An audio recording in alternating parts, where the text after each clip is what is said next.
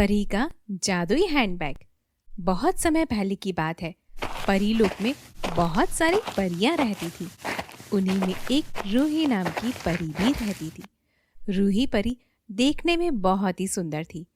रूही परी अक्सर अपनी नानी के यहाँ जाया करती थी। नानी परी रूही परी को काफी प्यार करती थी। एक दिन की बात है, रूही परी अपनी नानी के घर जा रही थी। तभी वहाँ पर उसकी दोस्त सोनम परी आ जाती है और वह रूही परी से कहती है, अरे रूही परी, तुम कहाँ जाने के लिए तैयार हो गई? सोनम परी, मैं अपनी नानी के यहाँ जा रही हूँ। अच्छा रूही परी, मैंने देखा है तुम अक्सर वहाँ पर जाती रहती हो। आखिर ऐसी क्या बात है वहाँ पर?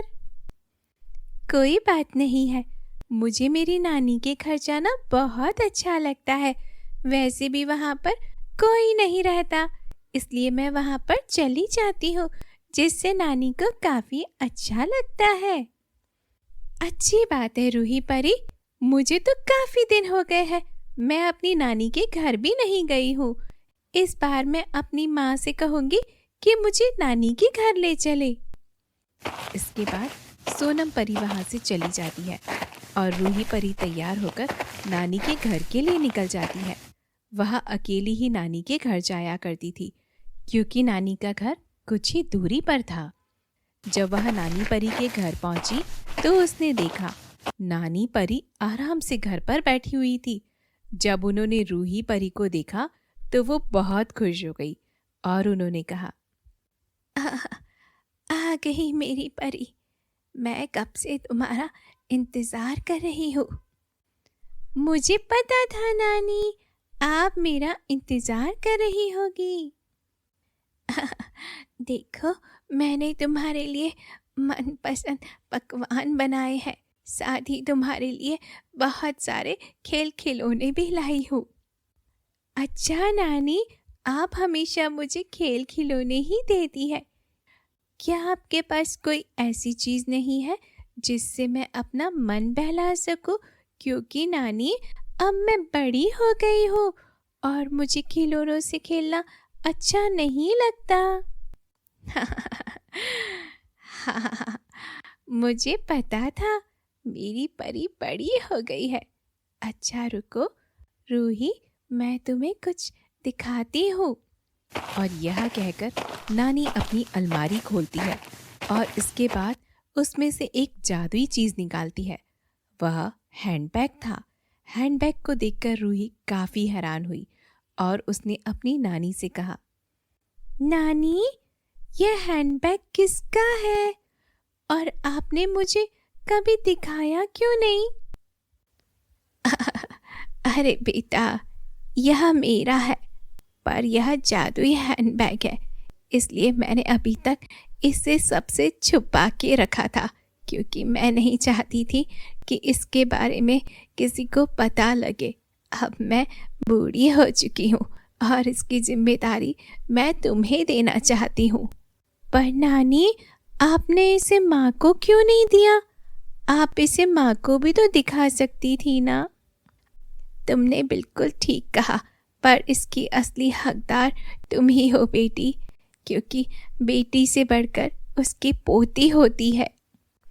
पर नानी, इस जादुई हैंडबैग का इस्तेमाल मैं कैसे कर सकती हूँ? क्योंकि मुझे तो पता ही नहीं है कि इसे कैसे इस्तेमाल किया जाता है।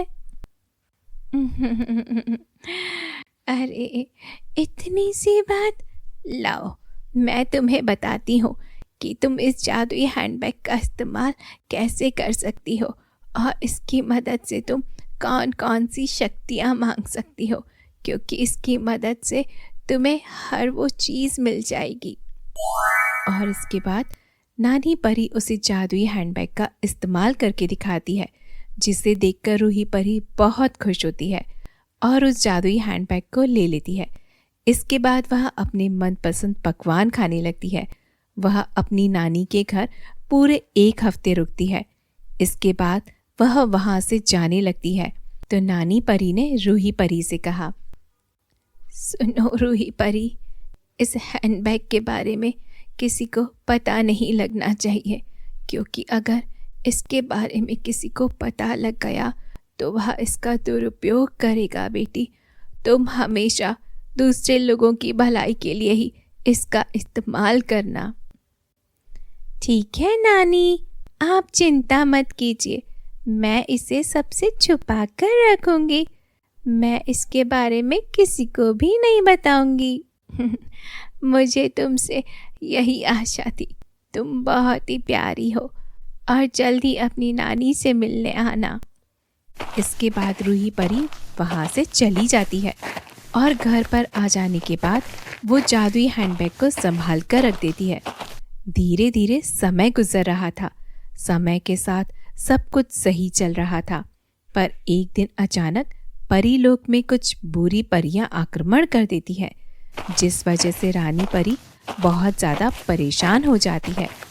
उन्हें तो कुछ समझ में ही नहीं आ रहा था कि वह क्या करे, क्योंकि बुरी परियां बहुत ही शक्तिशाली थी, जिस वजह से अच्छी परियों की शक्ति कमज़ोर पड़ने लगी। जब रूही परी ने यह सब देखा तो उसने रानी परी से कहा, रानी परी, क्या हम इसे किसी जादू से नहीं रोक सकते? रूही परी की बात सुनने के बाद रानी परी ने रूही से कहा, हाँ रूही, रोक तो सकते हैं, पर इसके लिए हमारे पास कोई जादुई चीज होनी चाहिए, क्योंकि यह बुरी परियां हैं और यह बहुत ही शक्तिशाली होती हैं। अच्छा, ऐसी बात है, आप चिंता मत कीजिए, मैं उन बुरी परियों को जरूर से हराऊंगी। पर तुम कैसे हरा सकती हो? तुम तो अभी बहुत ही छोटी हो और तुम्हारे पास इतनी सारी शक्तियां भी नहीं हैं। रानी परी, आप चिंता मत कीजिए, आप सब कुछ मुझ पर छोड़ दीजिए। देखना मैं इन बुरी परियों को कैसे हराती हूँ।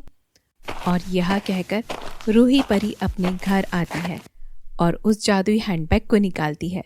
वह जादुई हैंडबैग की मदद से एक जादुई तलवार लेती है और इसके बाद वह बुरी परियों से लड़ने लगती है और कुछ ही देर में वह बुरी परियों को हरा देती है, जिससे बुरी परियां भाग जाती हैं।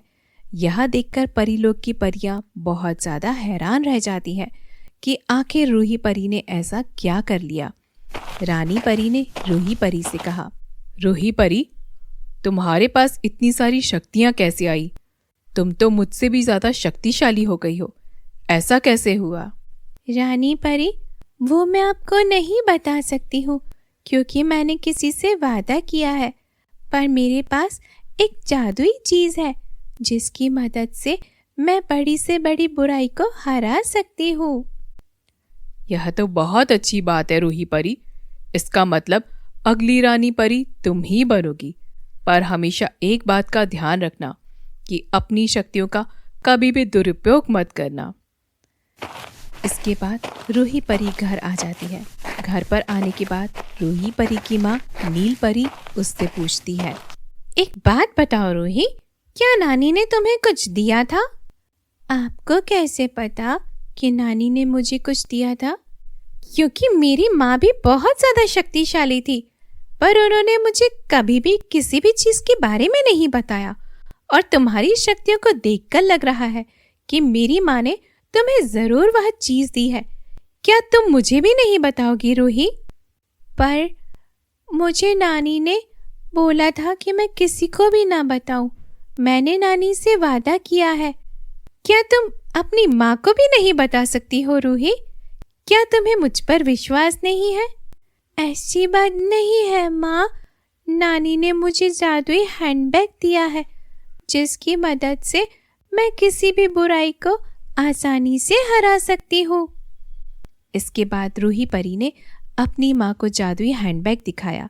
जादुई हैंडबैग को देखकर वह बहुत खुश होती है और वह अपनी बेटी रूही परी से कहती है, मुझे बहुत खुशी है रूही, मेरी माँ ने तुम पर इतना ज़्यादा भरोसा किया। तुम्हें हमेशा इसे संभाल कर रखना होगा, क्योंकि यह बहुत ही शक्तिशाली बैग है। ठीक है माँ, मैं इसे अपनी जान से भी ज़्यादा संभाल कर रखूंगी। मैं हमेशा इसका इस्तेमाल परियों के भलाई के लिए ही करूंगी। यह सुनकर नील परी बहुत खुश हो जाती है। इसके बाद रूही परी उस जादुई हैंडबैग को छुपाकर ध्यान से संभाल कर रख देती है और वह अपनी माँ से वचन लेती है कि वह इसके बारे में किसी को भी नहीं बताएगी। इसके बाद वह बहुत ही खुश होती है कि उसकी बेटी अगली रानी बनेगी और उसके पास जादुई हैंडबैग है। तो मेरे प्यारे दोस्तों, कैसी लगी आपको मेरी ये कहानी? मुझे कमेंट करके ज़रूर से बताइएगा। अगर आपको हमारी कहानी अच्छी लगी हो तो इसे अपने दोस्तों के साथ ज़रूर से शेयर करें। और हाँ, अगर आपने अभी तक हमारे चैनल को किड्स टीवी को सब्सक्राइब नहीं किया है तो जल्दी नीचे लाल बटन को दबाकर आप भी सब्सक्राइब कर लें। तो मिलते हैं अगली जादुई कहानी के साथ। तब तक के लिए अपना ध्यान रखिएगा।